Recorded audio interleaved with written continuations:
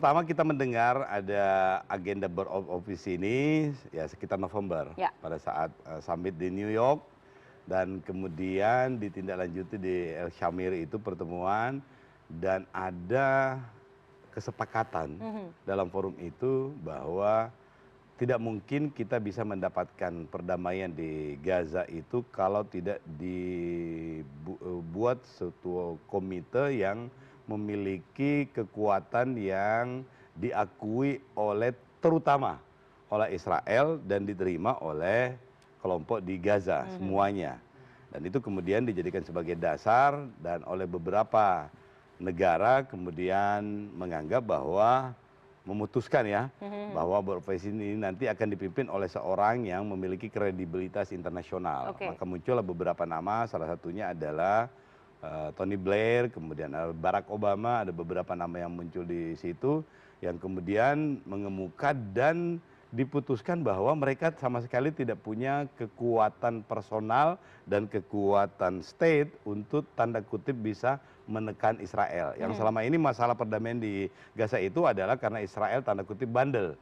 Nah, bandel Ada dan selalu komitmen, melanggar. kemudian Komitmen melanggar. Ya, melanggar. Dan betul. oleh karena itulah dicarilah figur dan ditawarkanlah ke Presiden Trump, dan Presiden Trump ini menjadi titik temu yang saya katakan tadi itu, ya mungkin ini adalah the best of the worst karena ya, situasinya memang yang sangat gimana ya, memang sangat dilema lah semuanya. Tidak ada satupun figur yang bisa diterima oleh semua pihak dan memiliki kekuatan, Oke. kekuatan penekan, Oke. ya, kekuatan jaminan. Dan ini juga yang diminta ketika Presiden Trump itu tanda kutip ditawari untuk itu. Yang paling utama adalah proposal bahwa beliau harus memberikan jaminan bahwa bisa menekan Israel. Dan beliau memberikan. Nah, pada saat memberikan itu ada syarat dan kondisi, ada term and conditionnya. Adalah dia tanda kutip berkuasa penuh. Oke. Nah, disitulah dilemanya. Ada Board of Peace ini adalah badan multilateral tetapi berkuasa penuh. Mana ada? Oke. Oleh karena itu kemudian resolusi 2803 keluar untuk memberikan Dukungan. koridor. Ya. Jadi selain dukungan adalah koridor bahwa beginilah nantinya. Oke, Nah, jadi setelah pertemuan perdana itu apa tanggapan Anda? Apakah menurut Anda kuasa penuh yang tadi Anda sebutkan itu cukup mampu membawa solusi yang real begitu untuk menjaga perdamaian di AS? Karena kalau kita ingat betul 2 pekan lalu sebenarnya setelah proposal Board of Peace ini jadi diajukan masih ada aneksasi di tepi barat begitu oleh sampai Israel. hari ini. Betul. Bukan cuma Tapi dimulai 2 pekan lalu dua ketika pekan ada lalu, keputusan betul, parlemen dari betul. Israel. Dan kemudian setelah itu di Davos pun juga kita tidak pernah menerima charter itu proposal yang final Ya. dari 20 poin itu dan kemudian ditandatangani oleh Bapak Presiden karena kondisinya memang sudah sangat tidak memungkinkan. Nah, pada saat akhir November, kemudian kita Desember itu kita sudah menangkap akan banyak sekali kontroversi yang mungkin muncul.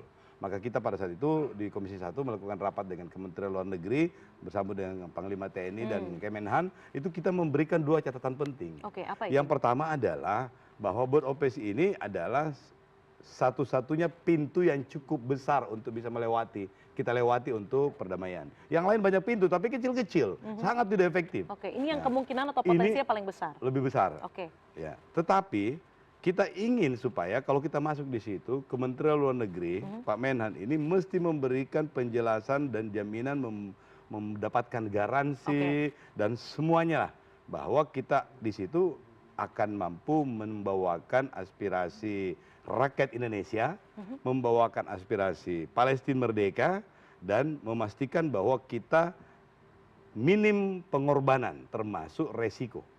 Itu yang pertama. Yang kedua itu adalah memastikan bahwa semua yang kita lakukan ini mesti dijelaskan kepada rakyat Indonesia. Ya. Kenapa? Karena kalau lihat fenomena aktual sekarang ini, beberapa negara memberikan pengakuan kepada Palestina untuk merdeka itu karena tekanan domestik politik. Prancis, Inggris, Australia, Norwegia, kemarin itu akhirnya karena tekanan publik internal, termasuk Amerika. Dan ini tidak boleh terjadi di Indonesia karena kita lagi menginginkan stabilitas yang benar-benar mapan untuk bisa melakukan pembangunan yang luar biasa ini. Oke, Nah, itu. baik. Itu catatan kita dan alhamdulillah kemudian direspon dengan cepat oleh Bapak Presiden, memanggil semua komponen untuk menjelaskan. Dan salah satu ya, yang paling utama yang menjadi harapannya itu adalah kalau tidak berguna, ada pintu untuk keluar. Exit plan. Oke, Exit baik. plan-nya ada. Dan itu diberikan jaminannya. Kalau tidak sesuai dengan tujuan kita, pasti kita keluar.